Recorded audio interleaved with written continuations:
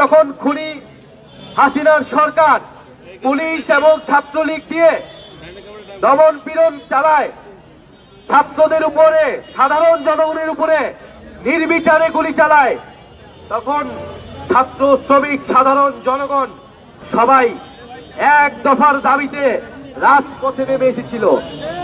আমরা জানি গাইবান্ধার 6 জনেরও অধিক ব্যক্তি শহীদ হয়েছে এই গণ অভ্যুত্থানে। বাংলাদেশের এই দ্বিতীয় স্বাধীনতার জন্য গাইবান্ধাবাসীর এই আত্মত্যাগ বাংলাদেশের মানুষ, জাতীয় নাগরিক পার্টি চিরকাল ধরে মনে রাখবে, শ্রদ্ধার সাথে স্মরণ করবে সেই সকল শহীদদের।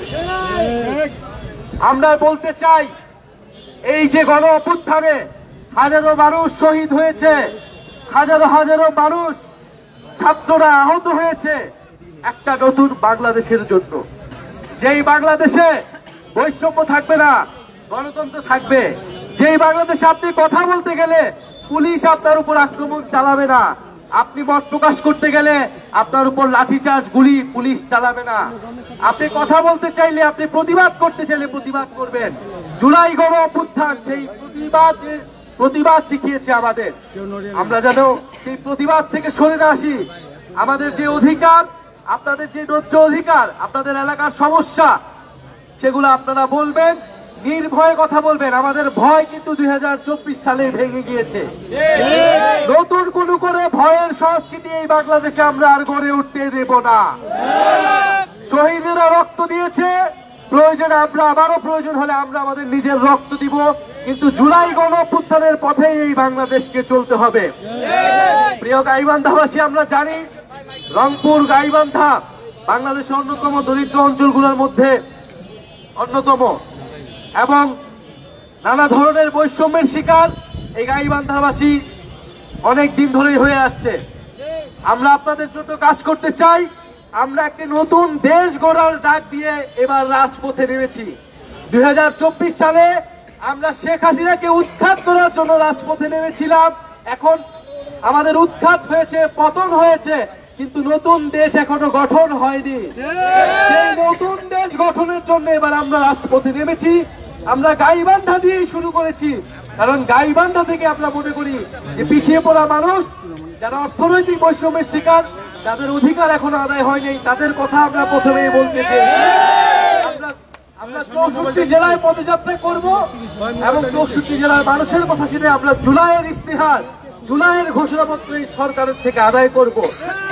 এই ঘোষণাপত্রে আপনার আমার অধিকারের কথা লেখা থাকবে, আপনার আমার দায়িত্বের কথা লেখা থাকবে। প্রিয় বন্ধুগণ, জাতীয় নাগরিক পার্টি ধর্ম, বর্ণ নির্বিশেষে সকল মানুষের নাগরিক মর্যাদা এবং নাগরিক অধিকারের পক্ষে কথা বলে। আজকের এই সমাবেশেও দলিত, হরিজন সহ যে নানা ধর্মের, নানা বর্ণের মানুষজন এখানে এসেছেন, আমাদেরকে সমর্থন দিয়েছেন, তাদেরকে আন্তরিকভাবে ধন্যবাদ জানাচ্ছি। আমাদের জাতীয় নাগরিক পার্টির পক্ষ থেকে পিয়াদুর রহমান দিবস এবং নাজমুল হাসান সোহাগ ভাই, আপনাদের এলাকার সন্তান, এই দুইজনকে আমরা আপনাদের কাছে দিয়ে যাচ্ছি। তারা আপনাদের কথা শুনবে, আপনাদের জন্য কাজ করবে, এবং আমরা সেই অনুযায়ী জাতীয় নাগরিক পার্টি আপনাদের জন্য সবসময় কথা বলবো, কাজ করব।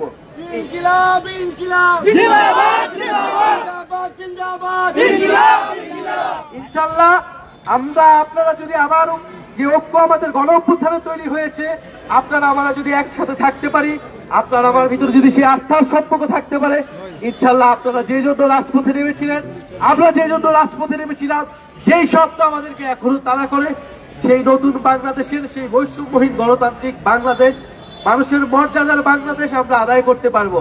ইনশাআল্লাহ আপনারা থাকবেন আমাদের সাথে, আপনারা সেই আস্থা আছে আমাদের সাথে, আমাদেরও সেই আস্থা আপনাদের প্রতি আছে যে আমরা যদি রাজপথে নামি, ইনশাআল্লাহ আমরা আমাদের অধিকার আদায় করে ছাড়বো। সর্বশেষ বলবো যে জুলাই গণ অভ্যুত্থানে যারা গুলি চালিয়েছিল, যারা হামলা করেছিল, সেই ফ্যাসিস্ট সন্ত্রাসীরা এখনো বিভিন্ন জায়গায় ষড়যন্ত্র করে বেড়াচ্ছে, দেশের বাইরে ভারতে থেকে ষড়যন্ত্র করে বেড়াচ্ছে দেশের বিরুদ্ধে। আমরা বলবো যে জুলাই গণহত্যা সহ গত 16 বছরে যত অপকর্ম রয়েছে, এই খুনি হাসিনা এবং এই আওয়ামী লীগ, স্বৈরাচারী আওয়ামী লীগ, তাদের বিচার অবশ্যই এই বাংলার মাটিতে হতে হবে। Immigration to Canada. we provide the best quality service and solution for Canada immigration. Please visit our website and contact for details.